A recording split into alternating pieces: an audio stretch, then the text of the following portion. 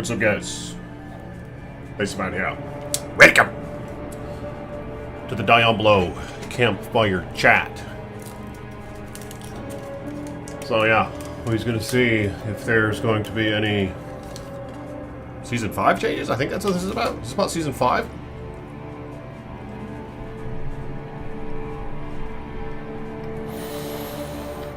Changes for Season 5. And I made a video talking about the things that I want to see change for Season 5. Loadouts was one of the things that I mentioned. Uber Uniques need to be a little better reworked, you know? They just suck big you-know-what right now. Just not fun finding them. I'd probably ask for some things that just aren't going to happen. But if you got to make shit rare. Not Drew, blessings to you, man.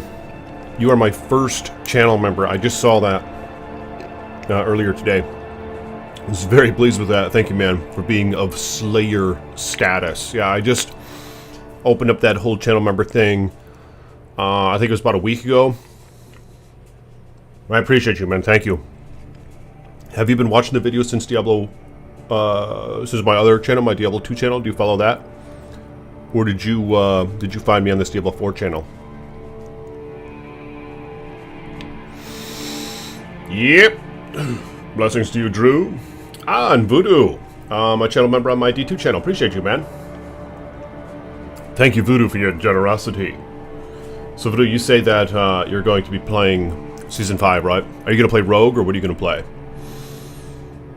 I've been having a good time with my Blizzard Sorcerer, and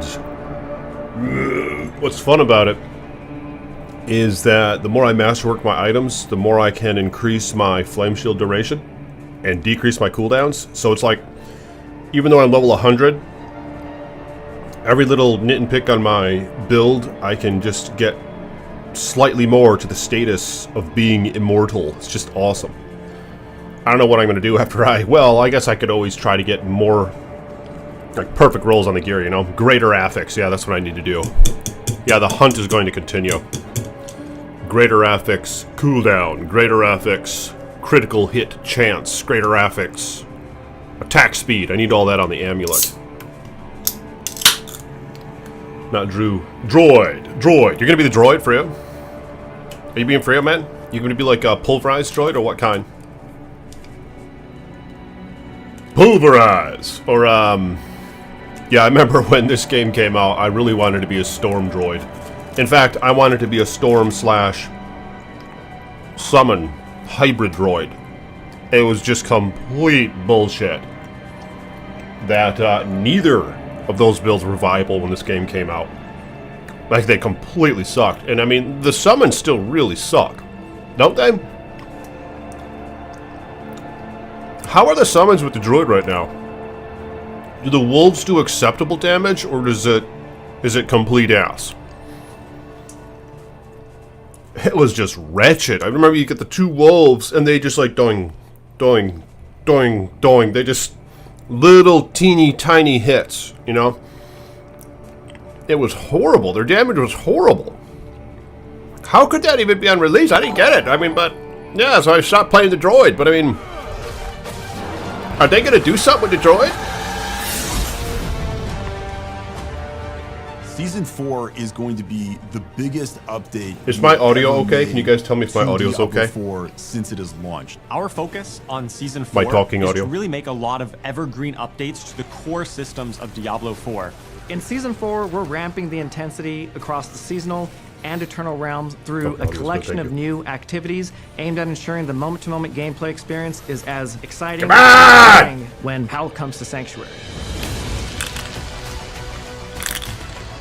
Season 4 item changes are some of the biggest changes we've made. I learned for a while. Appreciate you, man. Thank you. We've never done anything like this. We are fundamentally changing how you engage with items, how you upgrade them, and along the way solving a lot of things that we've seen continually from our community we agree with are pain points of our existing item system right now. Bullshit! In this new organization system, we're focusing on narrowing down the scope of the base affixes. They're going to be a lot simpler, they're going to be fewer in number, so you can much more easily parse whether this item is useful for you, and if it is, this already happened! Take it and further upgrade it and customize it to your own specific build. Okay, this is just a trailer for what's already going Tempering on. is a new system that allows you to really customize the gear that you find. In order to temper, We know. and then choose the recipe that you wish to temper from, and then a random All right, I'll affix shut up for a minute. from that recipe will be attached onto your gear. Tempering recipes can be found from almost all of the content throughout Sanctuary. You haven't So even you will touched the actually be masterwork looking for yet. tempering recipes that No, go masterwork is a directly good with time. what you're Did you temper some of your envisioning. items, Maybe though? you're thinking, I'm going to play a frost sorceress. There are also going to be recipes want a that reason are to more play droid. generic and maybe are just It's the only generally class good I've for yet the to play. sorceress, but you'll be I able know. to choose They which one gotta- is going to be most I powerful assume by the and to build expansion your the main droid's going to class. be acceptable, but we'll find out. We're making a pretty radical change to the Codex of Power in this season, based again on Maybe they'll the add Summon feedback that has been Grizzly. coming from our players. Now, every How's my single audio legendary versus in the theirs? game will be entered into your Codex of Power so that you can continually imprint the best Nice. possible Well, that's great, version Voodoo, because of that I mean, legendary you have a onto lot your to gear. explore still, right? So That's the going fun forward, part. there will no longer be The fun part, carrying I think, all is the these discovery, you aspect know? Are you having a good crystals in time? your inventory. It's all going to be in the Codex of Power. What level is your droid?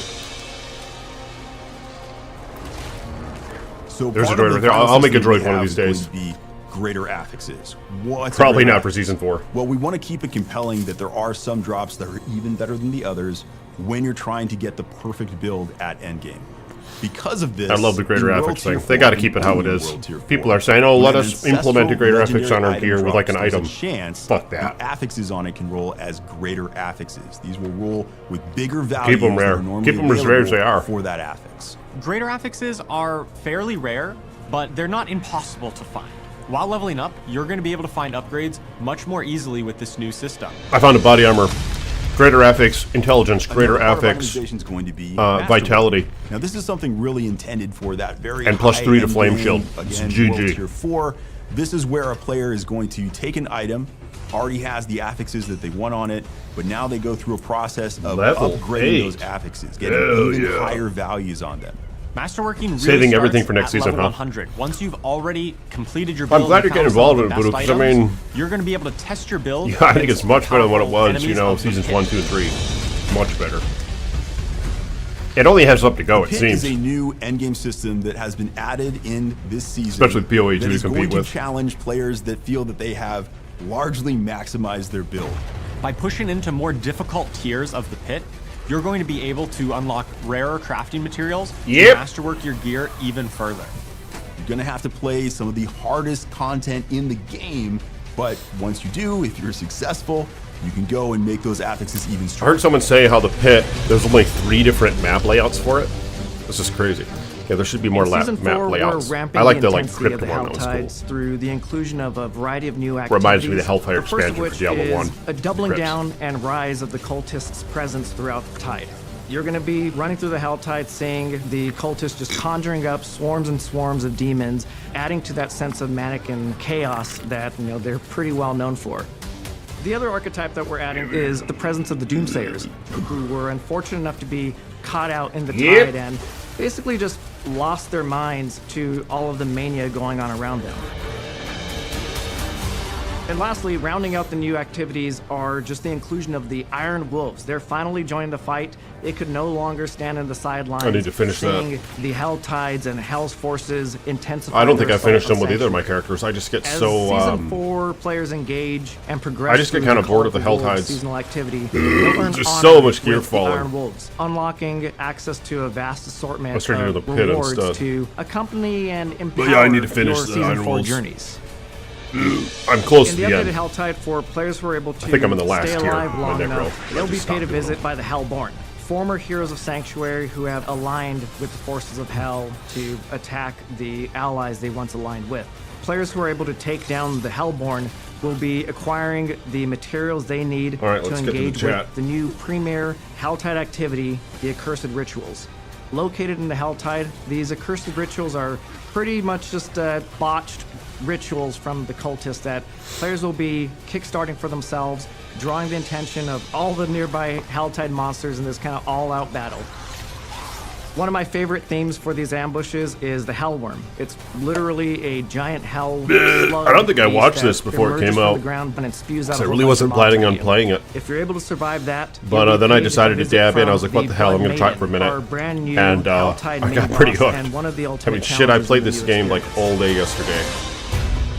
So I think made I'm some videos actually too. I have a most video coming up excited about tomorrow this season because on of what my you're able to do Sorcerer Progress. with your old characters, how they can integrate with this new item game and take them to new levels of power with this system. I think that the best part of this update is that you're going to be really empowered to build the character that you want to play.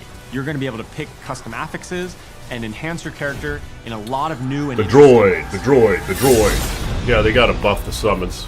The Ravens I was really disappointed in as well. I thought the concept was cool.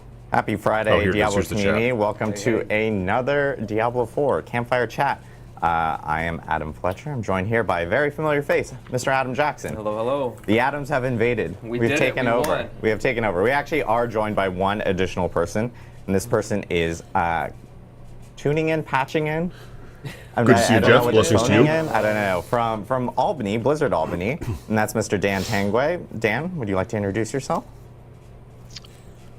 Yeah, sure thing. Hi, I'm Dan Tanguay, and I'm one of the lead seasons designers for Diablo 4. And yeah, we've got a lot of exciting stuff to share with you. Awesome. I'm the Great to reason you're hear playing from the Dan. season. Dan is If you kind get of hooked, like I'll get hooked. melting Oh, in nice. Albany. I believe it's very, very I'm warm pleased to up hear it, there. Bodo. It's gotta have only It's up to actually go. warmer there than California, which is kind of crazy. But It is, yeah. look at this.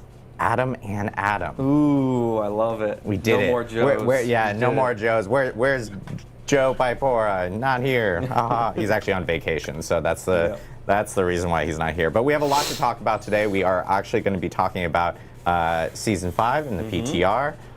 And we do want to, there's been a lot going on with Diablo 4 over the last Sure couple has, months. yeah. Obviously, Season 4 is launched. We had our mid-season update last week. We introduced pets. Which is Just really a cool. random update, Just pets, no one yeah. expected it, but we did introduce pets within Season 4. And at the same time, we also had our release date announcement for Vessel of Hatred, sure did. Huge which is news. October 8th. Yep. So lots and lots and lots of still cool haven't stuff that's pre-ordered going that. on with Diablo 4. I'm And going we have to. I more to just share haven't. today, but of course, with PTR, we do need to talk a little bit of the housekeeping stuff to make sure that players are aware of it and when it's going to start. Currently, we have Season 5 PTR actually starting next Tuesday, and that is on the 25th. It will run for 1 week, similar to the Season 4 PTR. It is PC Battle.net only again. PTR next it is just Tuesday. easier for us to be able to get builds up and get things out and get feedback in really quickly when we have it on PC Battle.net. So that will be going live throw next stuff if Tuesday. I log to Season 5 and I'm Everything like, that we're "Dear talking Smart about Legacy." today will be in a blog that will go live after the stream, as well as patch notes. How did it work in will be Diablo going 3? Is that live how it after worked in the Diablo stream, 3? And they're pretty beefy in themselves. I don't know. It's Friday, you guys. We haven't done a Friday stream in, I don't know, it's been a while. It's been a long while. For feedback, though, we will be opening up our PTR forums for players to actually be able to submit feedback. So the Diablo 4 forums will have a special section for PTR. And then separately, if you do want to leave feedback on other avenues, such as like Reddit or the Community Sanctuary Discord, places like that, we most definitely end up combing through all the different various ways of players being able to provide feedback specifically from that end. For this PTR, we will note that this one will be a little different than Season 4 in regards to how you can start off characters. There will still be character boosts like what we had with the Season 4 PTR. I believe it's actually moved to a different city. I can't recall. I think we had it in Kiyovoshad before, and I believe it's in a different city, and I don't recall which city it is. It's in the blog, though. But all that information will be there after the Seems a stream. little early. Separately, we did incorporate a character copy feature, but we initiated Thank you guys for this coming by. character Like this copy video if you already. will. Hit the thumbs No up one knows button. this, but Blessings as to of you. yesterday, characters were copied from your accounts over to PTR, so it gives you a little bit of variety of being able to take over some of those characters that you've already built out, or if you want to, you can still use the character boost. I will note, we do want players to be experiencing it in like a variety of ways, like whether using your your current characters that we're copying over, or if you're using some of the character boosts. We do recommend, or if you want to level up from level leveling up 1, too, like yep. that's another option as well. It allows us to get feedback from all different aspects, so we do recommend trying it out in different ways and providing feedback of like how things feel, how things flow within the PTR itself. So that is all kind of like the general housekeeping notes that we do have. Oh, and I will say that I believe we actually did we did correct that Codex of Power reset thing as well. Oh, okay. So yeah, I remember that was plaguing some people last season. We did correct that, so it won't reset. I believe every single time you end up like creating a new character, or boosting a new character, I believe. And then separately on the forums, we will have a known issues list because it's PTR. It's an early build, so we want to make sure that people are aware of that. And with PTR. When we take in feedback, it's great for players to be able to like provide all various forms of feedback. I will say by the time Season 5 launches, we will try our best to get as much of that feedback in. If it's something that's like a massive, like a huge overhaul or something like that, I wouldn't expect it in Season 5, but it is good to hear that feedback because it might be something that we end up incorporating maybe in the future for like a future season from that end. Yeah, it's very useful. So But, it totally yeah. helps us drive future decisions, and even we did a lot of reaction to PTR feedback in Season 4. If Yeah. I remember right, we did like a whole lot on our team at least, and I expect the same for Season 5. So Exactly. send it in; it's very useful. And then one last thing I do want to note is because players have probably seen when Season 4 is ending, which is currently in early August. You can see that kind of like on your character select screen when you're jumping into the game. I will note that Season 5 is a little bit shorter of a season than what we've had beforehand. Season 5 itself will run until that October 8th date with Vessel of Hatred, because Vessel of Hatred is actually the start of Season 6. So we did want to at least clarify, make sure, because we've heard a lot of those questions of like, hey, is Vessel of Hatred hitting in the middle of Season 5, things like that. So we did want to note that from that end. But enough of the housekeeping notes. Yeah. I know a lot of players want to hear about Season 5 in itself. And so Mr. Dan Tanguay from the sweltering city limits of Albany will be walking us through Season 5. Yeah, absolutely. So yeah, let's dive into the new features on PTR for Season 5. Just to give you a little bit of context, we did some early brainstorming for Season 5, and we knew that, we needed to build out the end game. So end game, we've heard y'all that end game is very important. And Season 4, we added the pit into the end game, and some people have been playing Helltides into the end game, but we still want to expand the end game a bit more, right? So if it's an end game activity, we definitely need something that's rewarding and very replayable. We also wanted to make something with a lot of monsters. I mean, monster density and just entering that feeling of flow state's really important for players. We needed something that had stakes, and we wanted players to push their luck. And finally, we really wanted to return to hell. Previous Diablo games let you return to hell after you defeat the big boss, but Diablo 4 hadn't done that yet. And so with all those goals in mind, let me introduce you to the Infernal Hordes. Now, let me give you a quick summary of what the Infernal Hordes is. It's a wave-based gameplay mode with survivor-like choices in between the waves, and it'll culminate with an all-new boss encounter. And then the rewards build on top of itemization 2.0 that came in Season 4. So, now how do you go about confronting the Infernal Hordes? How do you get back to hell? I think we can queue up some footage, and then I'll talk you through some of the ways you get back to hell. All right, first off, you're going to unlock, the activity for hell with a brisk Eternal quest line starting at World Tier 3 in Zarbinzet. That's where you need to go in the PTR. Now you need a new type of key called a compass, which you can see down in the inventory below here. And like Nightmare Dungeons, the compasses all have a starting monster difficulty and a number of revives. And there are 8 levels of difficulty with escalating challenge and rewards. As you can see, it's a very Nightmare Dungeon-like flow here. And then compasses can be upgraded to higher tiers with all new consumables called Abyssal Scrolls. So you'll get a chance to play with all these new features when you're in the PTR.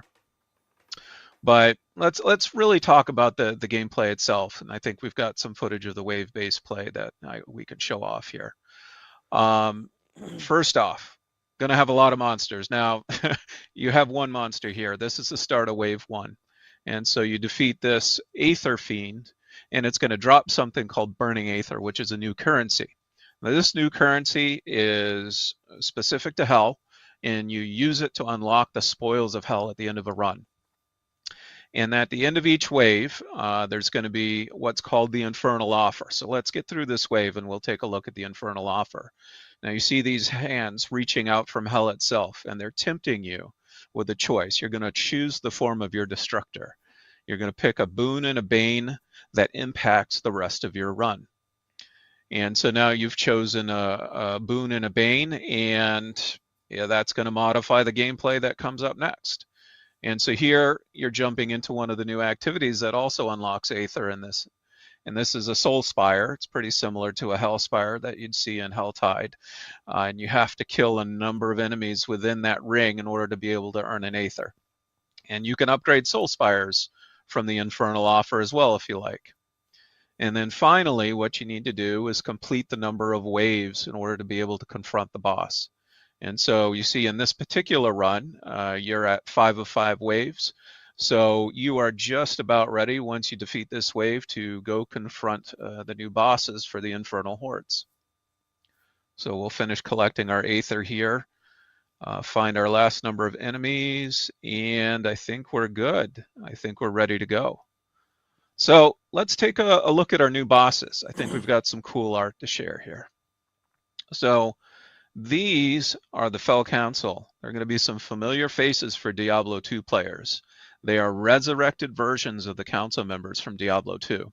Now, for those of you who didn't play Diablo 2, nice. Council Got members the Trav were former council. high priests of the Zakarum, and they had promised to basically take care of Mephisto after he'd been trapped in the Soul Stone, and he'd been hidden down and caressed. The council returns. And of course, as it happens, Mephisto corrupted them, both in mind first and then their bodies, and they became demons who are just zealous and serve him. I mean, it looks interesting, right? And so you fight wave after wave. It was going to be really cool to be able to resurrect them and bring them items back, not fall? They fall at the Diablo end? 4, and they fit great in Hell. We had to tweak their power sets a little bit. Yeah, more currencies and shit to keep track of. D4 combat system. So we gave them new titles and new looks to really reflect their combat specialties. It's incredibly awesome to see these guys come back. You know, it's giving very nostalgic vibes of doing a bunch of, Durance of Hate runs for Mephisto and doing Meph runs and everything like that. Exciting. So yeah, it's really awesome to see him back in Season 5. Yeah, I agree. Diablo 2 is certainly near and dear to our hearts here out in New York. And yeah, we're really glad to have him back, and we hope to see hopefully more returning new faces in the future too. So let's take a look at that boss encounter now. So I showed you a number of members of the Fell Council here. We've actually built 5 of them in total, but you're only going to fight 3 at a time. Now, we keep 2 in the hopper, basically, and we do that because we want to have a whole bunch of replay associated with this boss fight. And because we're only using 3 of the 5, there's actually 10 variations of this boss fight you can fight randomly as you do your Infernal run. And so we're going to basically kill them off, and once you defeat one, the fight will actually escalate. Actually, it probably escalates even if you just take down a certain amount of health, if I remember correctly. And it escalates. Basically, their attacks become more powerful, and then they start really getting even more powerful kind of room-clearing attacks towards the end. But we've defeated them here, and this is the reward moment I actually wanted to talk through with you, because this is something that really ties into itemization. Yeah, I agreed, really. You've got several chests. The loot thing's really annoying. Constantly going to town. You've got a choice of the rewards you get at the end of your Infernal run. You can choose from a chest that contains all new legendaries and uniques. You can choose from a chest that contains all sorts of crafting materials, including masterworking materials. So you don't need to go to the pit anymore exclusively to get masterworking materials. You've got a chest that allows you just to get a whole bunch of gold. I know people out there are really asking for gold, and this is going to be a good source of it.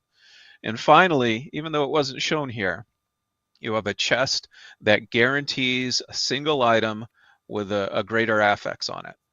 And so we thought we'd want to try this out and see how people respond to it. And we thought it would be pretty exciting. You know, certainly in season 4, I'm really trying to get some more greater affixes. So I'd love to have this in season 5. So yeah, let's take a closer look at some of the uniques you can farm from the Infernal Horde, since we're talking about rewards already. So we're going to queue up some footage here. Guaranteed greater affix.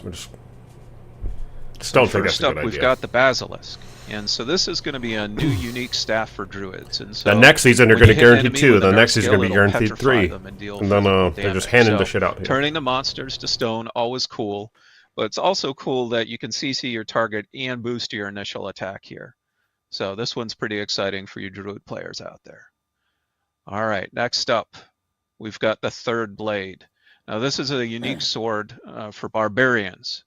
This one makes your weapon mastery skills be treated as core skills that cost fury. Even though they deal a little reduced damage, this one's pretty exciting because now you can start making all sorts of new builds that you've never seen before.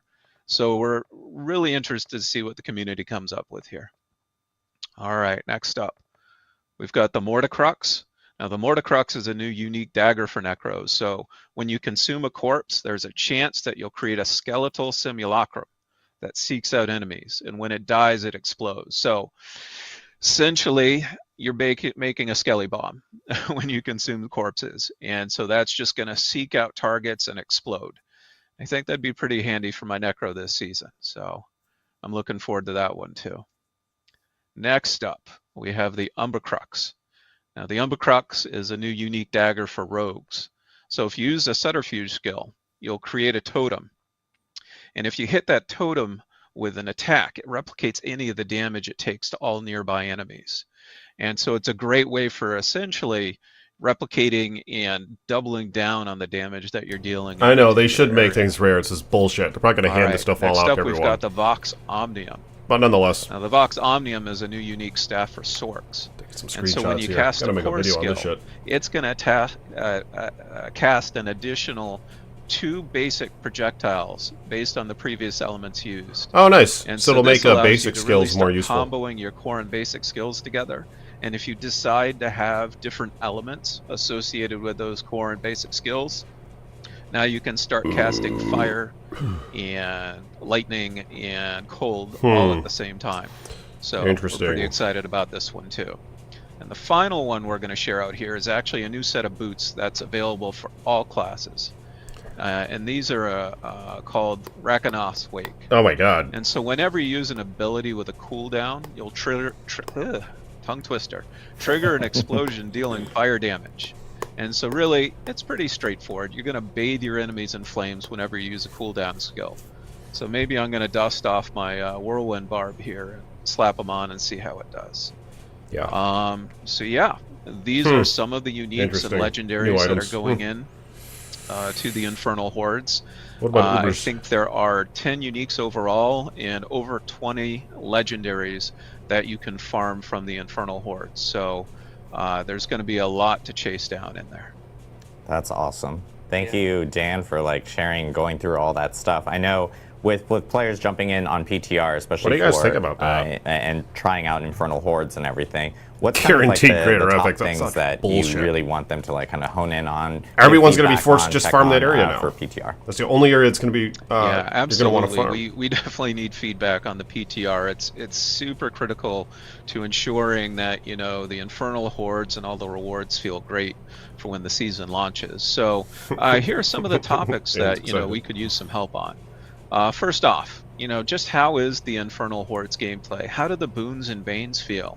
Which ones do you like the most or the least? And these are types of things that'll help us fine-tune that experience. Appreciate you guys. If you will, like the video, hit the thumbs up button. Compasses? Do you have too much, too few? How do you feel about upgrading them? that could help us really dial in kind of the access to the Infernal Hordes. We're also interested in learning how you feel about the difficulty and the gameplay length of the different tiers. Like I said at the top, we've got 8 different tiers of difficulty. And so, we have the ability to dial those in a little bit. We want to make sure that players can really replay this over and over again as they push into the end game, much like the pit.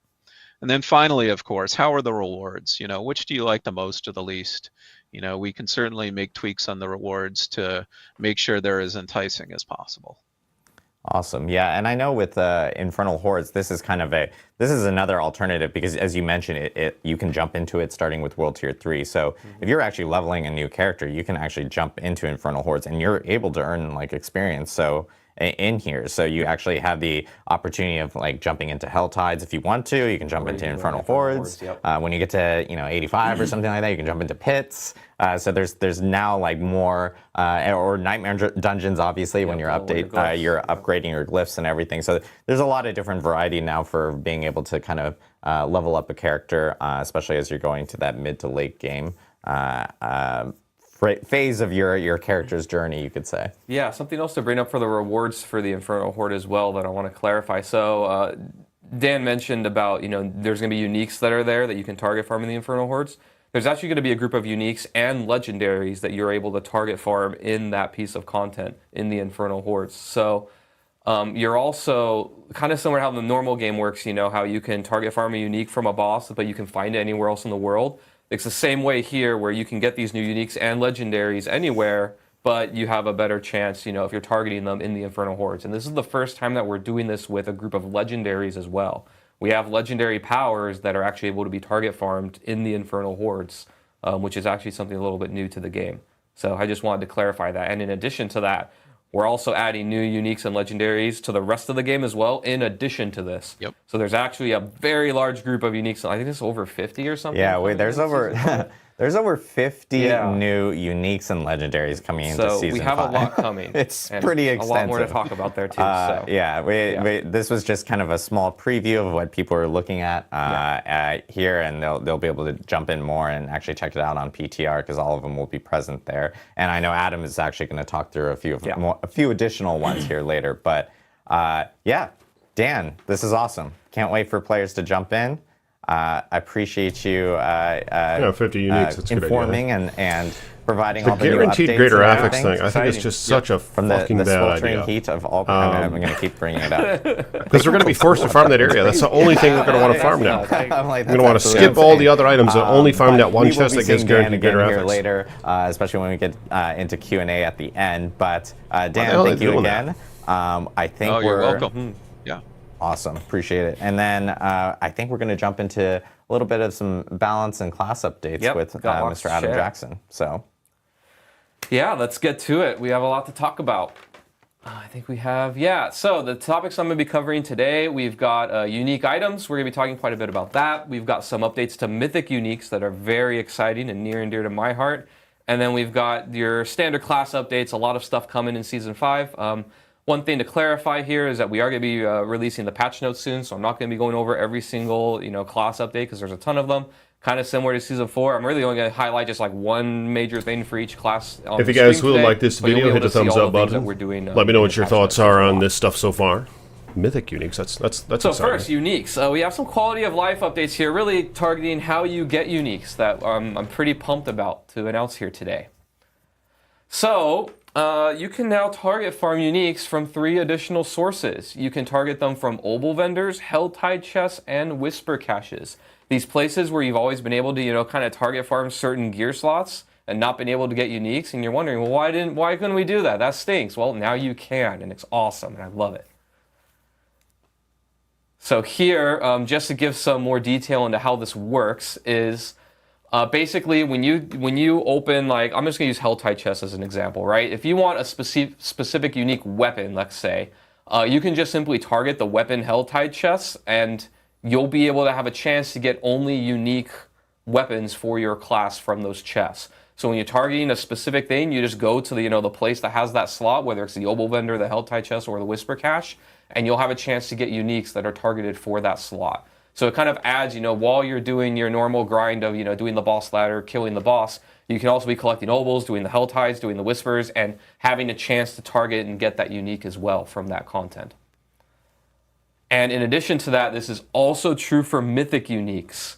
So I'll just give an example here of exactly how this works. Let's say that you want to get, Harlequin Crest, a Shaco, or Andariel's Visage. You don't want to target those helms. You could be targeting helms from Helltide, targeting helms, and when you turn in your obols to the obol vendor. And every time, if you get a mythic unique, you will get one of those two from that source. Now, also to clarify, let's say that you are targeting gloves for some reason. We don't have any mythic unique gloves yet. Then if you were to get a mythic unique, you still can. It'll just give you a random one instead, since you can't target one in that slot.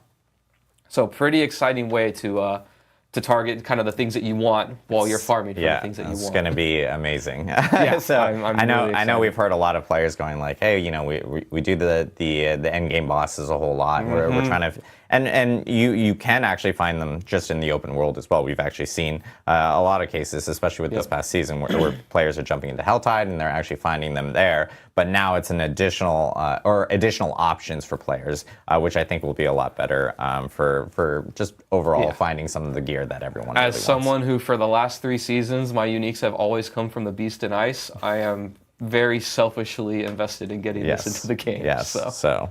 All right, let's talk about other unique updates here. We're going to be making a whole lot of updates to our unique items, so I'm going to be covering a lot today. We've heard your feedback, and we're going to be doing some updates here. To clarify, before I go into what the updates are, you are going to be seeing these updates to the way that we think about and our philosophy around uniques and how they work. You're going to be seeing them on the PTR for the new uniques coming into Season 5. Between the PTR and the launch, you'll be seeing in the Season 5 launch these up to from that source. Now, also to clarify, let's say that you are targeting gloves for some reason. We don't have any mythic unique gloves yet. Then if you were to get a mythic unique, you still there. So now we can go on to the next part. Many of you probably know in Season 4 when we did Optimization 2.0, we didn't really update the uniques almost at all in the game, right? We didn't do a big pass to cover how they exist in tempering or anything like that. So the team's been talking a lot about, what is the role of if you guys will like this Diablo video, 4? hit the thumbs up button. Let me know what your thoughts are on this so They're kind far. of similar in that they both give you, a legendary power that's really strong. But how are they different, and what do we want them to be long term? And we've kind of landed on a few things here that I'm going to talk about. The first one is that, they're powerful and exciting items that kind of direct players to builds, right? So imagine you're a Fireball Sork, we've got 2 uniques for you. They really target you. You're going to feel a lot better playing with Fireball when you take them. That's bullshit. We want you to take these things and kind of level up your build. There are moments of very large incremental power where you feel like you're, filling in your fantasy as a class. The next one is that they're kind of pick up and play, right? They're easy to evaluate. The moment that you pick up the unique, you know whether it's a good one or a bad one. We want this to be a little bit different from legendary powers where, you pick it up and you kind of go on a journey where, you make it into something that's really good. A unique, when you pick it up whether or not it's one that you want to keep or one that you don't. Oh, interesting. And then the last one, pretty obvious, but was worth saying, they're kind of more rare chase items that players don't see very often. Please. When you're going through the end game, you're seeing legendary powers a lot. Give us some of those. Because, we have a lot of reasons shit. to give you Buy a them lot from fucking of vendors upgrade now. Your codex. They are the way that you can, get greater Excuse my language. and temper and masterwork them. So there's a reason why you want to churn and look through a lot of them. Uniques, you do want to get a good one, obviously, but not nearly as often as a legendary power. We don't need that aspect of their design. So they are more rare, they're harder to get, but when you get it, it's kind of like a more did I get appreciate you guys. Like this video if you will. If not, you go and try and get the next one. So let's talk a little about our goals for the update that we're going to be doing here. One of the things that we come to a lot that we talk about on the team is this idea. I like this quote of players build their legendaries and players build around their uniques, right? Your legendary power is very, or your legendary items are very malleable. The moment you get it, you don't know yet if it's going to be the best in slot item, but it has a chance to be. But they're also able to fit in a lot of different ways. You can manipulate their stats via enchanting, via tempering, and masterworking. And so there's a lot that you can do with the item once you've gotten it. Whereas uniques, they're a lot more static, right? The stats on them can't change. You can't really manipulate them very much. And sometimes they have maybe qualities to them or stats that are a little bit inconvenient. And you got to figure out, how do I overcome this this little detriment or make my build into where it's a plus instead of a detriment, right? Like it's a fixed thing that you have to build around, which is very different than a legendary. Also, ideally, we want players to run 2 to 4 uniques in their build. You know, one of the difficult parts of this, and I think we're going to be continuing to work on with the balance and design of uniques, is that, you know, we want you to run some, but we don't want you to run all of them in your build, right? It's very easy to go one way or the other. I can very easily make you run no uniques, and I can very easily make you run like every slot is a unique by making them really, really crazy, right? Yeah, I like that. We want these to That's fit what I was in such saying a way earlier. that you're running some of them, the ones that are applicable to your build, or maybe some spicy Just have a ones couple here and there uniques that you are try and, applicable like, to a build, make in a special way. and then the work rest of with the you. build can be customizable. But not all you know? of them. I would say right now, like on live in Season 4, players are running more like 0 to 2 in their build. That's exactly so what I it's was not as saying. much as we want, which means that we want to update them to make them a little bit Yeah, more 0 to 2 is too little. Yeah. Well, I like where they're going on this at one is we least. kind of want to move away from these generic fits-all build styles of uniques, right? One thing that I know a lot of players have talked about in the past that we've had is that some of our uniques are just so generically good, and this is particularly scary for us when it's like what we call a generic unique, which is one where every class can use it. And so like if every class can use it and every build can use it and it's better than like the build specific or class specific stuff, then it just becomes best in slot for everybody, and we've taken away your agency and your choice because you're just going to target this item and ignore everything else, right? The only items in the game that we really want to fit that role are like mythic uniques, where they're across all classes and they're so good, but they're also extremely rare, so you're very excited to see them whenever you see one. But all the other regular uniques, we don't want to fit that design space. So we're going to be trying to move away from these ones and readjust them and redesign them a little bit where they fit into all kinds of builds. Yeah, exactly. And kind Shaco of is a target something that they're really one good size at, or fits that's a little all bit more uber unique about unique. them, and make them really good at that and less generically good at everything. It's funny because everyone's in the chat going like, "Oh, rip Shaco," but we just literally, Yeah, we just specifically said, Mythics is not what I'm. They're yeah. a different beast here. I'm Yeah. talking about all your regular ones. Yeah. Yeah, Shaco's still going to be just as good, if not better, honestly. All right, so enough preamble, right? What are we actually doing? So we're going to be doing 2 big updates to uniques. The first one is we're going to be increasing the upper power of the unique effects and the roll range. We're going to be doing increasing the range from an average of 10 to 20 rolls, which I'll explain in a second. And then we're also going to be increasing the upper power of like how much you can get from the rolls. This is really just buffing pretty much most uniques across the board to compete with the new world of legendary powers that we live in, since, you know, they got extra power juice to them. Now uniques are catching up. So as an example here, I gave, you know, if an older unique like one on live gave you around 40 to 80% multiplicative damage, that's going to go up to like 40, 100, maybe 120, maybe even higher. Really, the mandate is as high as we can get away with without breaking things. And then we're also going to be increasing the roll range. So this is like the number of possible rolls it can do from an average of 10 to 20. So it'll be a little bit harder to get. Basically, what we're targeting here is the discrepancy inside of a unique is a little bit wider, where the difference of like a low roll and a high roll is a little bit bigger, but the high rolls are way better than they were before. So they're more exciting when you get them really good, but it's a little bit harder to get there. And the next one is going to be updating the affixes, the actual stats on the uniques. We're doing a pass on all of them, and this is kind of what we're doing. The first thing is we're changing their stats to fit with the Season 4 updates, right? We're doing the things like we did before of simplifying stats, you know, getting rid of super conditional things, making them just more generically understood and good. We're also going to be adding tempering stats. We're open to really adding whatever we want that makes the unique fit the fantasy.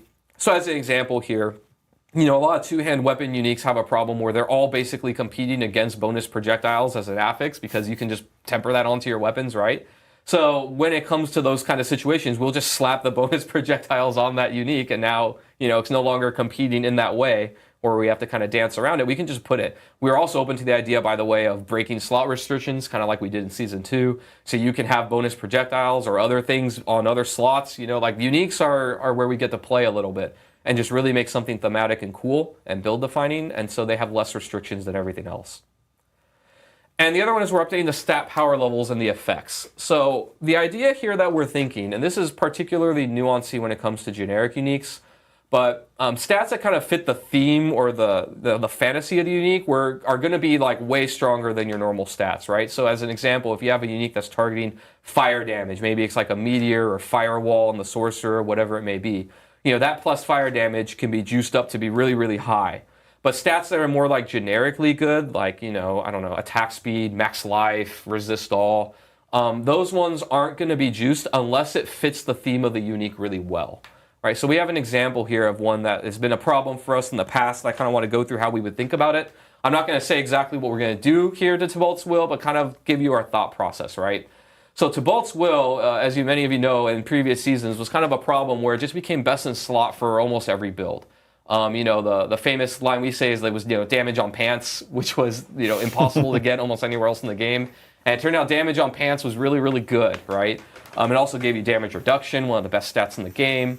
And then it also gave you it also solved resource in many ways for you as well, right? It gave you a bunch of resource whenever you became unstoppable, which wasn't too hard to do. So it was doing a lot of things at once. It gave you a very unique effect with putting damage on a slot that you don't get it. It also gave you resource, which is something that every class wants, very heavily. And Adam, it gave you 3 extra potions. And 3 extra potions, yes. Now that one, that's all right.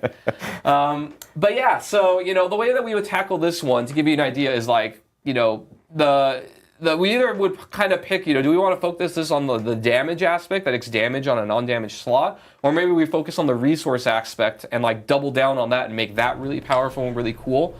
Or we do like a little bit of both, but if we do both, then it's not going to give you the defenses that another pants slot would give, right? Basically, in our mind, we'd be like, we want to give the minimum amount of defense where it's not just like a trash item because it has nothing. But then after that, not so much. And you're going to have to solve your defenses in other slots or somewhere else to justify getting the damage on this slot, is how we would think about it, right? And so we're having a lot of conversations now. I don't think we're going to nail every single item perfectly in this first pass. So we're really looking for feedback. And thank you guys for coming by. If you will like this video, hit the thumbs up button, and blessings to you. I probably want to give you an idea of what we're doing and kind of what we're thinking and targeting with this. So I think we can move on. So Mythic Uniques are getting a facelift here. Oh my god. So lots of updates here. Mythic Uniques are now going to be truly mythic. They're getting a new color beam when they drop on the ground. They're coming out with an awesome new sound that you're going to hear in a little bit. We've got new item UI that you can see, so they have a different color. They really are going to look and feel like the special items that they are. And we have a video here to show you the sound and what it looks like on the ground. So you can see here, this beam looks very different than anything else. Isn't that sound, that echoey sound? I love it. Sounds like I don't know. It sounds like you're murdering a bunch of so church long? Organs or something like that. But yeah, that is a cool sound. But and yeah, the purple's so nice. when this thing drops, you're definitely going to know when you got one. No more like sifting through your uniques to see if it's actually one of the mythics. You'll know right away. So we're really excited about this. Super happy it was able to get in. All right, and last but not least, let's talk about class updates. I'm going to cover some generic things across all classes and then go through a little bit of each one. Again, this is not going to be nearly close to everything that we're doing, just a little taste, a teaser for what you can expect to see. Let's start with things across all classes. One systemic update we're doing to the game is invulnerability skills are now going to start their cooldown when the invulnerability ends instead of when the skill begins. This is really to prevent things like infinite invulnerability and really to open up design space for us on the team, because now we can be more comfortable adding things like, invulnerable duration to skills or cooldown reduction more liberally and things like that, where we don't have to worry about this. This is very similar to what our previous games have done and some other games do, and we think it'll be a good fit here. The idea isn't really to make it that you can't be invulnerable very often. It's just to prevent 100% uptime where you actually break down the combat of the game and you're not interacting with enemies. I was just getting into it with my sorcerer. The next one is we reviewed monster CC, and we generally reduced the CC duration and frequency across the board. So if you were frustrated by getting frozen for 1,000,000 years and then dying, that'll happen much less often. But it kind of makes sense that to help doing with that. this. They better potions can be used while CC'd, buff even things while you're accordingly. stunned. So, while you're frozen standing there and everybody's around you trying to kill you, you can at least spam potion a little bit and maybe survive sometimes. Next one, we've got some bug fixes. These are some of the notable ones. We do have more coming in, but these are the ones I wanted to call out. Rogue Victimize is no longer going to be double dipping on its damage, which was resulting in a lot more multiplicative, or a lot more damage really than it was supposed to have. Damage over time effects were getting double the amount of percent damage that they were supposed to. And Skeleton Reapers were getting both Book of the Dead bonuses when the second option was selected. And again, this is just a little bit of a preview, but we have other bug fixes coming, but these are some of the bigger ones we want to call out. All right, now let's get to the classes. So Barbarian, they have a new unique coming in. This is the Unbroken Chain. This is for you support Barbarians, or really just more defensively oriented ones. Basically, what this is going to do is create a connection between Steel Grasp and Iron Maelstrom, where you'll be able to cast Iron Maelstrom a lot more often as you use Steel Grasp. Because those kills and sucked. Also, enemies damaged by Iron Maelstrom are going to be doing less damage for a little while. There needs to be a way to make it more viable. Enemies, debuff those bosses, and make them do less damage. Because the skill looks awesome is the thing. And next, Massive the road, I just love the Flurry look is of that going to be skill, getting a but lot it of big sucks updates. big, We you know what. updated the enhancement and both of their upgrades. So you'll be able to see kind of a theme here going on. Before, you would damage a crowd control or vulnerable enemy for the enhancement, then you would heal. Now, when Flurry hits an enemy, you can just make them vulnerable. So actually, Flurry becomes a vulnerable generator here, which is pretty exciting. And it'll also deal more damage as you hit vulnerable enemies. Stacks up really high. So the idea here is with Flurry builds, you want to make everything vulnerable and then just keep whacking them with Flurry and gain a bunch of damage. And now improved Flurry is changing. Before it was about vulnerable spreading, but now baseline you can just generate vulnerable, so we don't need that anymore. So now improved Flurry is going to actually give you a dash. So now similar to things like the Shred on the Druid, you can kind of dash to your target, and also every time you cast Flurry now it's going to heal you. So it's going to be a lot more mobile, a lot more awesome. Very cool. And then last but not least, to compete with a dash, what could we do with Advanced Flurry? Well, we can just add a stupid amount of damage and resource cost reduction. So before, you had to evade through an enemy and then do damage with one cast and stun enemies. Now, as you spam Flurry, it'll basically get a big damage bonus and its energy cost will go down, which will let you be able to spam it even more often. So the idea here is you just want to be using it over and over. Yeah, and over right. Again, They must have got that from me, huh? Stronger and ramp up pretty heavily as you go. I'm excited for Flurry Rogues. Yeah, very excited. Yeah, Flurry they're going to Rogues be are like getting a little lot of hummingbirds around, bouncing around, and it's going to be great. Yeah, ironically, I'm playing Flurry this season, so I'm always off by one. Like, I always play the thing, and then like, oh, we're going to massively make it better next time. But, it's fine. It's fine. Everything's fine. Next, Druid. Shepherd's Aspect. We've gotten feedback from good. players now This for is a what I while was now just about talking how, about. Shepherd's Aspect kind of dominates the meta for Druids. I feel like that needs more damage. You're basically however, it's both not Maybe great bring from a things down. design and a balance perspective. On the design side, we're telling you to put companions on your bar, and then they're actually just buffing you. So, we make this companion build fantasy, but it's actually just making the player better. And then on the power side, you're basically just slotting 3 skills on your bar with your companions, and then not really caring about buffing them or using them because they're just kind of there as proxies to make you better. So we've changed it now where, basically it's going to be about the companions. So your companion skills are just going to deal damage for every companion that you have. So, the bigger your zoo, the better your zoo is going to perform. And to compensate players, we're doing some pretty massive buffs to Druid skills baseline to compensate. So, your skills are just going to be getting that damage baseline, and in many cases a little bit more. So you can check that out when you see the PTR notes, the PTR patch notes after this. But we basically just buffed everything across the board and made it so that Shepherds isn't required anymore. Next, for the Sorceress, this is Axial Conduit. I'm really excited about this unique. This is your Chain Lightning unique. So Chain Lightning builds, you finally have a unique that really talks to you. And you can see here kind of our stats and that new philosophy I told you about. You have chance to double cast Chain Lightning on pants instead of just a weapon, so that's pretty cool. So basically the way that this works, we're going to have a video, but I'm going to explain to you how this works because it actually changes your skill pretty significantly. So now when you cast Chain Lightning, the way it's going to work is it's going to cast and bounce on enemies just like before, but then it's going to come back to you and orbit you a little bit. And then it's going to go out and hit another enemy, and then come back to you in orbit, and then come out and then I go out wanted and to do make a another chain enemy, lightning come back. sword. It's going to do but it that just back and really forth a sucked. few times. So this might be And interesting. every time it comes back to you, it's going to drain some of your mana. And after it drains so much mana, after coming back 10 times, the bolt is actually going to explode for a ridiculous amount of lightning damage on enemies. So there's a mini game here where basically, and by the way, you can cast multiple Chain Lightnings when this is out.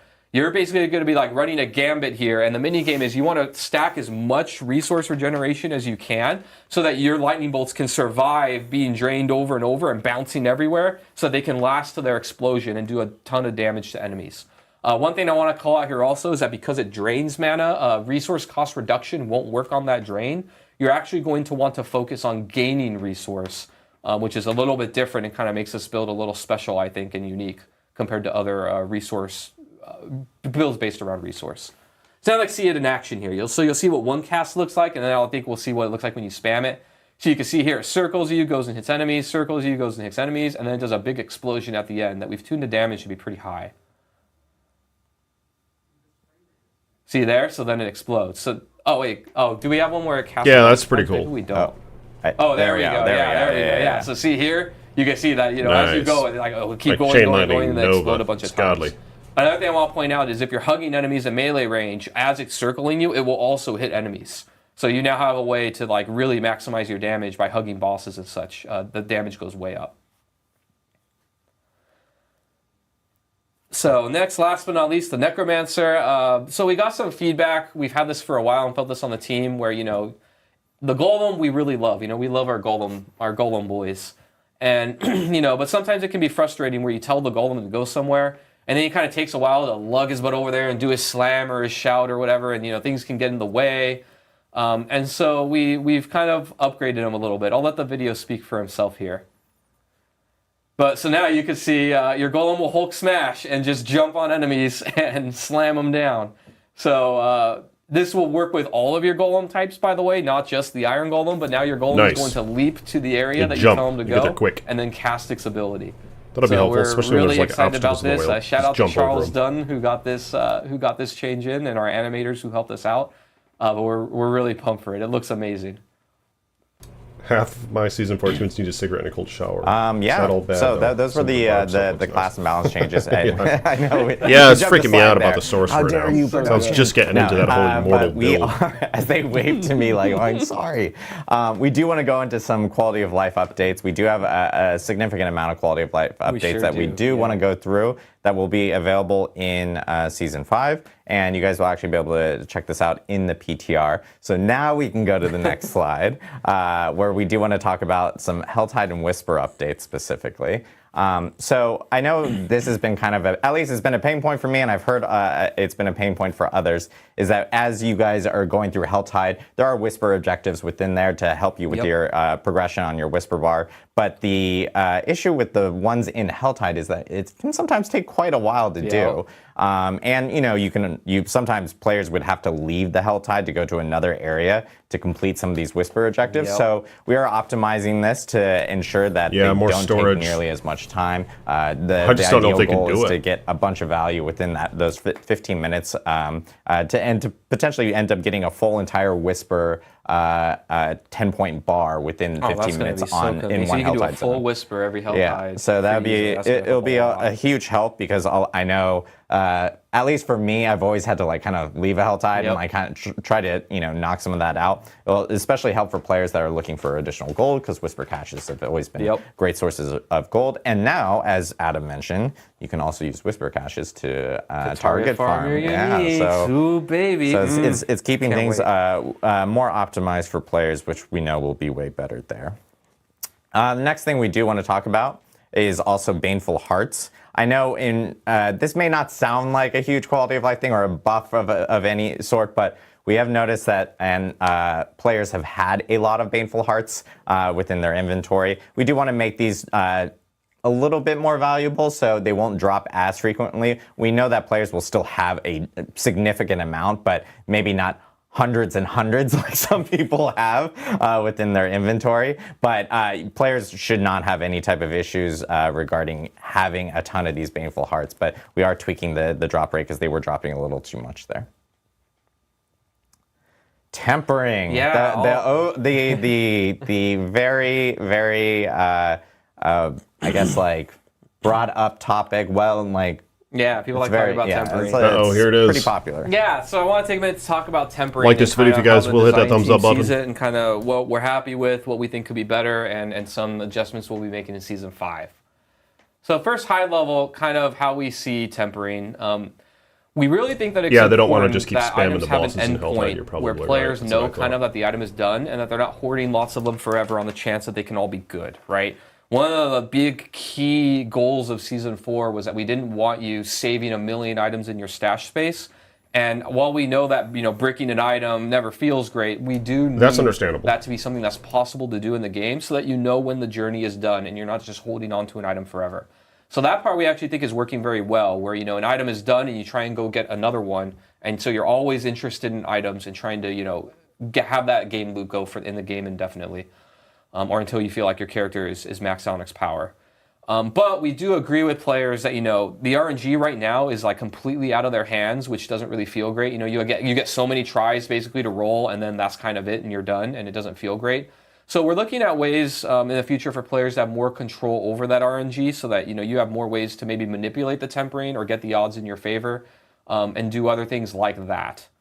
One update that's going to be coming in Season 5, it won't be in the PTR, but we're targeting for launch, is that we've got a lot of feedback that it feels so bad when you get that like triple greater affix, and it has the same number of rolls, and then you brick it, and then you have to try and go get another one. Affix. So in Season 5, to help with this, as your item gets better, basically, that you find, you're going to have more chances to temper it. So a much better chance to get the one that you want. Basically, the way it'll work is you're going to basically get one extra roll per greater affix that you have. So you have one greater affix, one roll, three rolls. And again, just to clarify, this is not in the PTR, but it will be in for the launch of Season 5 in itself.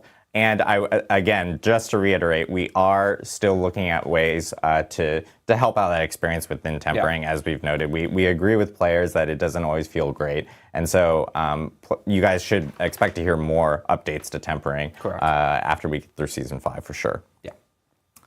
All right. Next up, weapons. Yeah, so I'll talk about this one a little bit. We took a look at this chart. Yeah, this chart. We took a look at inherent affixes on weapons, and we found that a lot of inherent affixes, like damage to distant or some other ones, were a little too conditional and didn't get the update in Season 4 that we wanted. So we went back and made them a little bit more generically useful and better across more builds. So we have a little chart here, but you can see kind of this is going to be the new inherent affixes on all the different weapon types. So we've made quite a few adjustments. Good to see here, Jason. Here. Blessings to you, man. Thank you for your generous channel vulnerable support. Damage is on bows. Too many damage and modifiers. Damage I know what you on mean. axes, which I believe vulnerable on bows is new. But yeah, so we made quite a few updates. We basically just looked at the matrices of everything and kind of adjusted it to see what makes sense.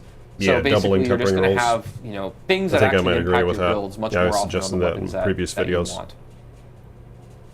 But maybe they'll as another result work of with this the RNG a update, bit more we in were other also ways. looking at what weapons classes can use, and we updated them a little bit to try and let more classes use more weapons. We want players to be able to This is create good. interesting builds, play the way that we want. Yeah, we're going to be able to open up wield these things as much as we can in our designs. different weapons. With So now different druids are characters going to be now. able to use two-hand polearms, one-hand swords, and daggers. Sorceresses are going to be able to use one-hand swords and maces. And necromancers are going to be able to use, I think it's maces and axes, actually. Yeah, despite this necromancer pictured right here that is not using, it's using a two-handed sword, but you can already use a two-handed sword, but not using and the necromancer here, I know it's supposed to say all maces and axes as opposed to all swords, so. But yeah, basically we're going to be opening up these classes to use more weapon types. And then also some of the uniques are going to be updated for the classes as well. So the Butcher's Cleaver can now be used for Necros, and Sorcerers can use Doombringer and Azure Wrath now. Yeah, Sorcerers can use Azure Wrath, kind of like D2. Yep, fits their theme very well too. So I think that'll be pretty cool. Some additional quality of life updates. Now we're going to talk about some endgame bosses. As I have experienced, as Adam has experienced earlier, as he mentioned in the stream, we are making changes to the Beast in Ice. You guys will no longer have to make a sigil to summon the Beast in Ice, which is a huge quality of life update. The Beast will now live in a standard dungeon. The crawl to get to the Beast in Ice is much, much shorter now. It's going to be more similar to what we've seen with some of the other endgame bosses. And then at the same time, Eternal players that have maybe already built out some of these sigils, we made sure to keep you in mind so you can still use the sigils to fight the boss. You won't need summoning materials. You can just use the sigil right there in the boss room in itself. And this no longer requires sigil dust to actually summon the Beast in Ice. So some big changes to the Beast in Ice to help out that whole entire feel, especially when you're really target farming the Beast in Ice. Sometimes it was kind of brutal to have to go through the whole entire dungeon each and every time.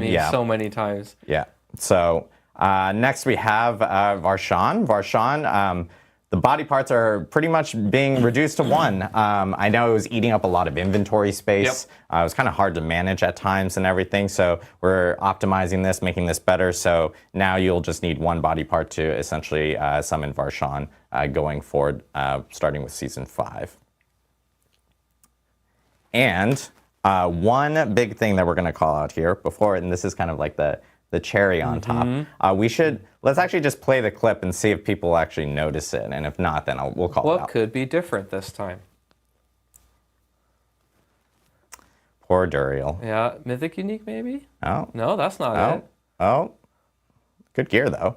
Yeah, But something that is interesting here is the cauldron has reappeared. You can just resummon him again. There's the altar right there. You can now resummon all the endgame bosses without needing to run out of the dungeon. Reset the dungeon. So this will help a whole lot. Will make things way better in terms of like optimizing when you're for time and everything. Yeah. Especially when you're a party and you're like, everyone leave the dungeon so I can reset and stuff like that. Now you'll be able to do that immediately for all the endgame bosses, which is a huge feature I know that players have been asking for. So that will be also incorporated into Season 5. So lots and lots of changes for Season 5. One other thing I did want to call out regarding tempering, because just to clarify, because we've got some people going like, oh, I don't understand like the greater affix stuff, like in terms of additional rolls. If you have a 1-star greater affix, you'll get 1 additional roll. If you have like a 3-star or 4-star or something, you would get 3 or 4, pending the amount of stars that you actually specifically have on your item. Yeah, I think it goes up to 3. Yeah, so 3. Sorry, yeah. 4 is more specific. 4 is uniques. Yeah. If I'm thinking about razor plate or something. Yeah, I love how those things are purple now. The other thing that I did want to call out is that this is actually going to be retroactive. So for players that still have maybe an item that they may have potentially bricked and it's sitting in their stash, just for like memento purposes or anything like that. Or whatever, when your character does move to Eternal, if it was a greater affix, like a 3-star greater affix or something like that, you will end up getting those 3 additional rolls afterwards. So that will appear after these changes actually are implemented with the start of Season 5. It'll just be on your Eternal character, obviously, because your seasonal character will move to Eternal. As I fix my earpiece. That's like falling out. Oh, no. But one other thing I did want to call out as well for Season 5, we have some really big like accessibility options that are being added to the actual game, and we really, really need some testing on this in the Season 5 PTR. This is actually called out in our blog. We'd really love if players can actually check them out, test them out, provide feedback. I will note, we aren't planning, despite it being in the Season 5 PTR, we aren't planning on these features actually launching with Season 5. We really want to take the feedback, make them, better for when they are ready. And right now, I think that the plan would be that they would be ready for Season 6. But it's important for us to be able to get that feedback. So we really need people to actually test out these specific features. We have like an auto pin feature, we have a compass feature, and then we have like a audio navigation assistance feature that is coming within some of these accessibility features for Season 5. So really important for people to kind of like jump in, check it out, give us feedback, and then you'll see those in Season 6 after the PTR is kind of over. But that is kind of like a huge wrap-up of all the stuff that is coming for the Season 5 PTR, and even a little bit more of even some of the stuff for Season 5 itself. We do want to take some questions, and we still have Dan on the line from the burning hells of Albany to answer any questions that we may have. But I know we have a question specifically teed up, so if you have questions, please ask them in Twitch chat, which is where we have live chat going on right now, and we will try to get through as many as possible. Cool. But first question I believe we have is, because I teed up this question, are there any new class buffs coming to Season 5? Specifically, if Adam can answer, Druid and Sorceress, because I know, we hear you, everyone, about Druid and Sorceress. I know we talked a little bit about it here, but if you can like expand on it a little bit. Yes, there are new class buffs coming to Season 5, covered a little bit. I think one they call out that people talk a lot about right now is, how barbarians in particular are pretty strong, and then, the classes that can't get as far as they can in the pit, feels kind of bad. There's a lot to chew on there, but I think the short answer is yes, we hear you, and we're going to be looking to beef these things up. We do have some specific ways that we want to be targeting these things, and there's a lot of history to it. Barbarians in particular are tougher to balance. I think I've talked about this on stream a little bit before of, because of their arsenal system, they have more items. Anytime that we mess with, and we've messed with like the underlying systems of the game very heavily in the last year, right? Season 2, we updated all the combat math, which of course impacts items, which impacts character power. We've updated in Season 4 all of itemization, which obviously directly impacts the arsenal system very heavily. So when we do these large shakeups, it's a lot more difficult in a short amount of time. I wonder to if get they everything, can give exactly more perfect of how stash tabs. The combinatorics of And those can impact the sorcerer classes, always right? teleport through walls? It's like a glitch where often you can't. So that's didn't open one a end door of yet or it. something. Another end is what we're trying to do, and we started with this in Season 4. Is we're looking at the other class mechanics, and we want to kind of beef them up and give them the treatment that we kind of gave with the Necromancer in the Book of the Dead. In Season 4, we actually wanted to try this as an experiment. Like, hey, the Book of the Dead, the minions, the sacrifice bonuses, they're what really make Necromancer feel really cool and special and unique. So we're going to, try and catch that up, so to speak, to the arsenal system on the Barbarian. And not only just increase the numbers, right? Because just increasing the numbers is kind of easy. We even did that in the mid-season patch. If you look at the Druid boons, we increased them by 50%, doubled them in many cases. But we think to really help solve that on a fantasy and even just design perspective, we want to overhaul and really look at these mechanics and make them way better and more thematic to classes. So we don't have anything to announce today for Season 5, but that's something more long-term that we're doing to help that problem in the future. In the short term, we are looking at fixing the issues with these various classes, buffing them up in different ways, making different builds and other things viable and trying to keep that parity. We're also looking at bringing down the outliers of power with the Barbarian in different ways to make sure that they have more parity with other classes as well. But that's kind of our short and long-term vision of where we want this to be. Awesome. I know we have a question specifically, and this is something I've seen a few times regarding Season 5 for Dan, because Infernal Hordes, people are seeing this gameplay and they're hearing about can I play this on Eternal and Seasonal? Can I play this? Is this like an ongoing thing going forward? What can players expect, Dan? Sure, yeah. So with Season 5, we wanted to build out the end game. And because we're building out the end game, we wanted to make sure that any of the end game things we're putting in are on both Seasonal and Eternal. And so in this PTR, you'll be able to test out the Eternal version of Infernal Hordes. And so any of the rewards you get from it, all that's Eternal. So all players are going to benefit from it. Awesome. Yeah, so all players will benefit from it, and as Dan mentioned, it's a new end game feature. So it's like something that will be continuous beyond even Season 5 is what we're looking at. So yeah. Players can expect to jump in Infernal Hordes going forward, which is pretty cool. Yeah. And yeah, the feedback is going to be incredibly important during this PTR. As Dan mentioned beforehand, all the specific items that we're really hoping to get, feedback on regarding, how the boons feel, how the rewards feel, how the combat feels, and the waves and stuff like that will be really important for us during this specific moment. What is this is another Season 5 question, and hopefully you might be able to answer this, Dan. This from Lucky Luciano. Shout out, Diablo partner. What is the equivalent pit level of the 8th difficulty of the Infernal Hordes? Pit level, I guess, or Nightmare Dungeon, or Monster level. Yeah, you're making me do math here. Yeah, we just adjusted pit levels. Yeah, too, so good luck. tier 8 of the Infernal Hordes is going to be equivalent to about monster level. I think it's 180 to 200. So it goes up pretty high. That's pretty late.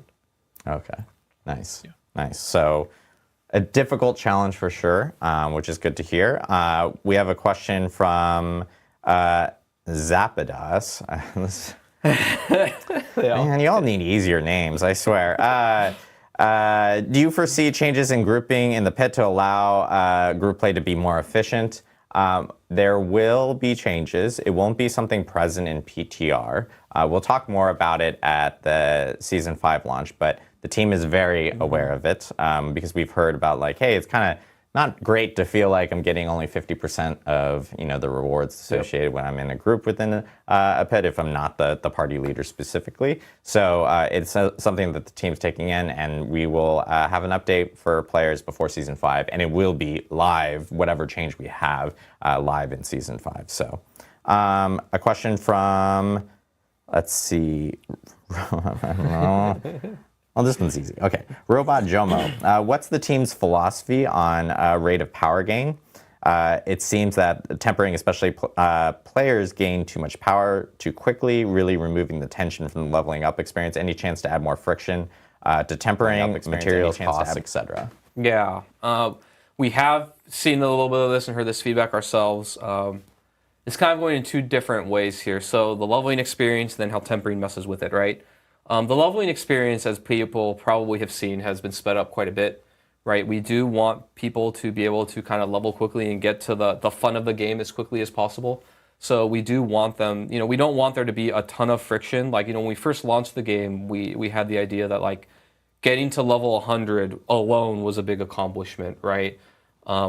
And we've learned that, players really want to, like, fulfill their power fantasies, get to the part where they're actually, like, incrementally increasing their character's power and finding things to use that power against.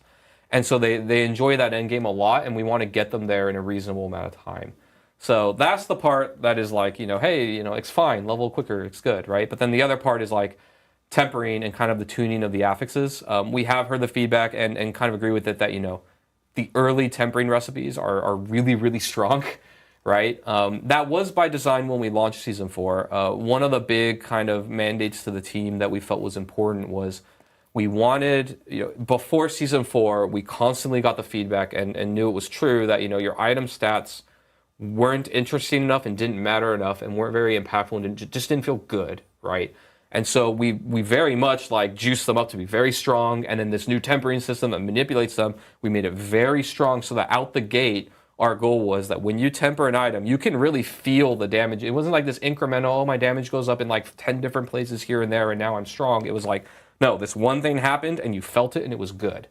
And so we're going to, try and walk that line. We're going to probably go a little more in between here where, we do agree that the tempering is warping the early game experience too much to the point that it's like, you pick up an item and you don't care about the stats because you just temper something on and it's like way better. Yeah, are they not reading so it we from don't the want that, but we do still chat want on them Twitch? I'm to not entirely feel sure. and be really impactful. So we have heard the feedback. I What about loot filter? don't think we have huge adjustments in Or Season stash 5 tabs? right away, but we are going to be looking at that leveling process and streamlining that quite a bit. We're having time actually in talks about that right now with various members of the team. So it will be looked at. Not tons will change in Season 5, though. Awesome. Question from Razzle Dazzle Daris. Razzle Dazzle Daris. It's a long name to log in on. Did you say we can temper uniques? Are you open to letting us imprint affixes? I had this thought we can imprint a unique, but only once. Yeah, going back, that was kind of what I talked about with the unique section. We right now know. I'm not going to say never in the future. It's definitely the obvious thing that we could do, like just add tempering to uniques, of course. But we want them to have an identity that is very different from legendaries. One of the concerns with that is that the more that you give uniques manipulation, the more that they just turn into legendaries with a different item color when they drop on the ground, right? Like they're actually not different in how they work. If we were able to manipulate stats, add stats, all those things. So we do want them to have a different identity in the game. So we're not doing it now, but in the future, we've talked about it. We're open to the idea, but we do want to try this first of like, double down, what makes a unique, and that you build around it. There's a little bit of friction rather than just turning it into the item that you want every time. Yep. Question from Barrick is, hey, Adam, or Adams. I have a question for the Q&A. How is the dev team feeling about the reception of Season 4? Is that making them rethink any plans for future seasons? I mean, I think one thing that we can most definitely call out here is, like, obviously Season 4 has been really great. Like, we've been hearing a lot of great feedback from players.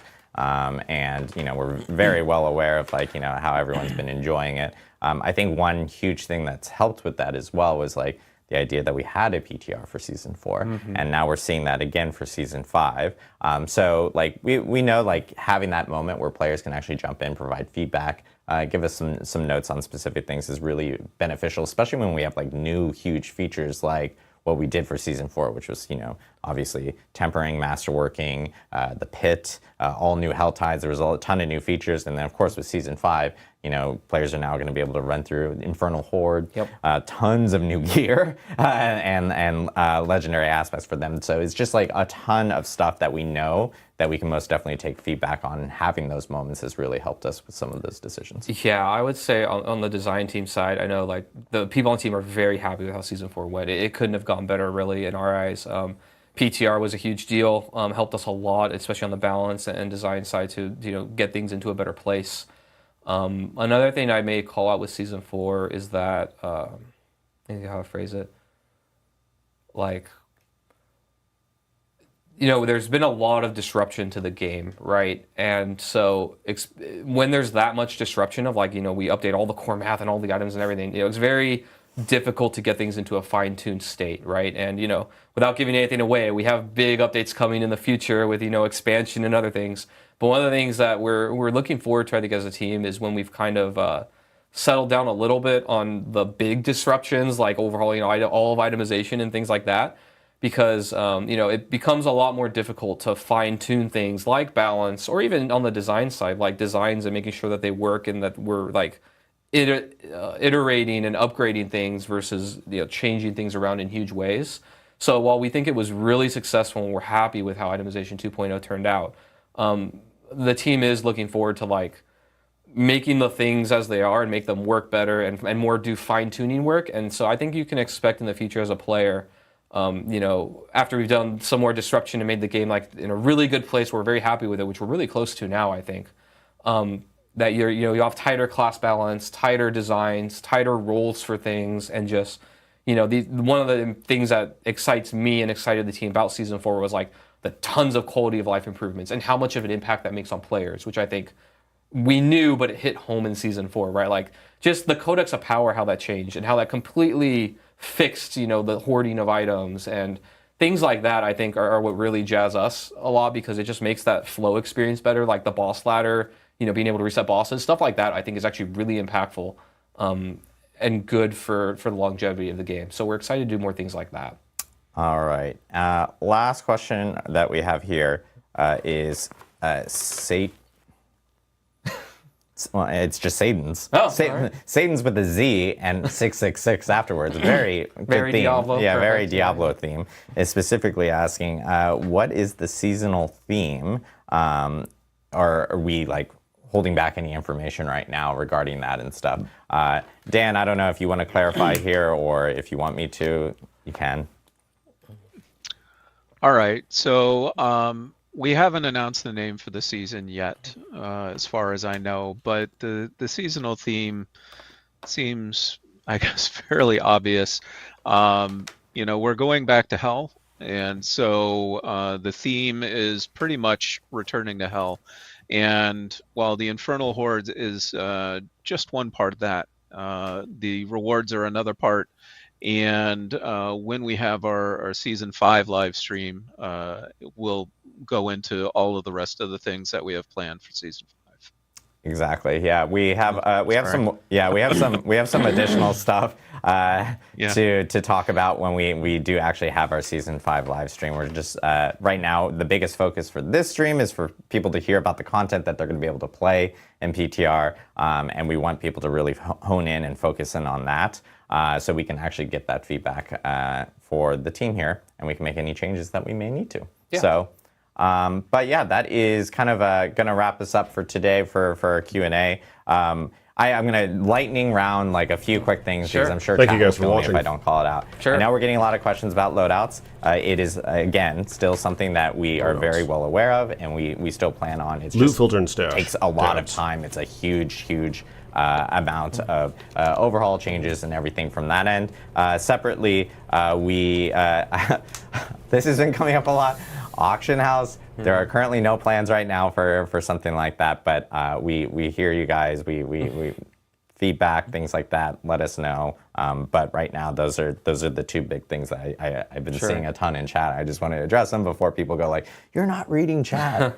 What you're in some like alternate universe chat or something like that." But PTR, again, just to remind everyone, starts next Tuesday. It runs for 1 week. It's on PC Battle.net only. please provide feedback on our forums, Reddit, social media, our community Discord, things like that. We're always looking around. We really value the feedback that we get during these PTR processes. And of course, at the same time, patch notes on the blog are live immediately after this stream. So check out Diablo4.com when those do get up.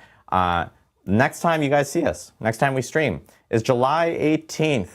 It's the Spiritborn reveal. Ooh, that's exciting. Everyone gets to check out the Spiritborn. So we'll be back live on stream on July 18th. We'll be revealing the brand new class coming to Diablo 4 that will be part of Vessel of Hatred. So we're really excited about that. And I think that wraps it up. I want to give a huge shout out to Dan and Albany. Yeah, thank Stay you, cool, Dan. Thank you, guys.